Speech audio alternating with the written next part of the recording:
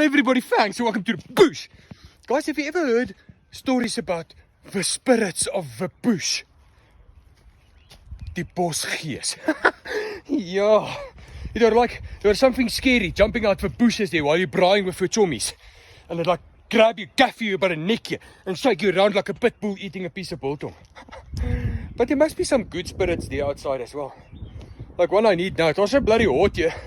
I just need a little bit of a salig makertjie by the fruit. Yeah, they do good deeds sometimes. And sometimes it's closer than you actually think. Did you hear that? Shh, listen. Shh.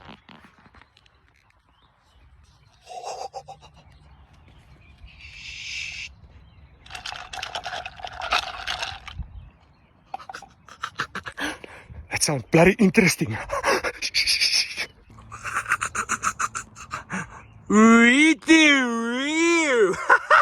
Can you bloody see that? Appels jagtersram en appels jagtergees. Bloody amazing. So before your tongue becomes so dry it feel like a hakskin of an effluent, get yourself a little appeljagtersram, appeljagtersgees. Wat ek het jou niks braai vir 'n bietjie gees. See what I did there?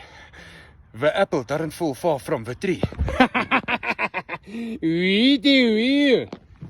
So go bloody quench your thirst there. Get yourself a appeltjie. Thanks. Ek is jagter. Ek het my siel in die bos verloor en in die volmaan opgespoor tussen die